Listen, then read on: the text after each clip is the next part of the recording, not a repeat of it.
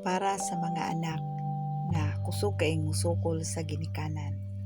Mga anak, tambag lang nako ninyo nga ayaw jud mo pasakit sa inyong ginikanan. Na kung ang inyong ginikanan mo tambag kaninyo, basta makaayo kaninyo, ayaw jud sila supaka. Kang mga tambag sa ginikanan, puro na makaayo sa inyo ha. Din pagsuguon ka mo, ayaw mo pagdumili, ayaw mo pagsigig inyong unya na. Kay kadaghanan ra ba karon nga mga anak nagpalabirag dula sa cellphone, di nagdula sila bisag unsang games ng ilang gidulaan.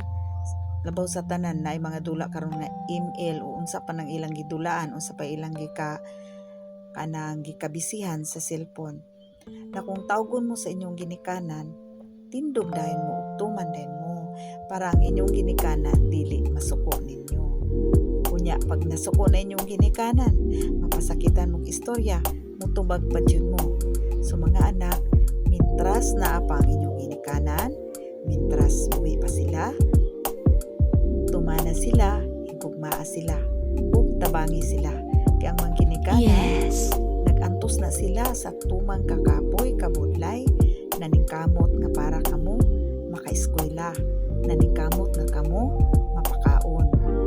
Kay walay ginikanan nga ila lamang pasagdan ang ilang ginikanan. Ang ginikanan jud ilagon ng giampingan ng ilang mga anak. So mga anak, kung kamo giampingan mo sa inyong ginikanan, gigugma mo sa inyong ginikanan, higugma apod ninyo ang inyong ginikanan. Ug atiman na, ug ayaw ug sukol, ug ayaw pagpasakit sa inyong ginikanan kay ang ginikanan usara ba na siya, dili na siya nimo mapulihan na sa dihang gamay pa ka giampingan ka, dili gani ka pakan og lamok, di gani ka pabatugag lamok. So ana na mga bata, mga anak na masupilon sa mga ginikanan, mintras buhi pa ang inyong ginikanan, inyo silang higugmaon ug mahalon ug tumanon. Kay basig mo abot ng higayon, mawala atong ginikanan niya, dili ta makahigugma nila, di ta makatiman nila. So inyo silang mahalon ug tumanon ug palanggaon ug tabangan sa tanang gibuhaton.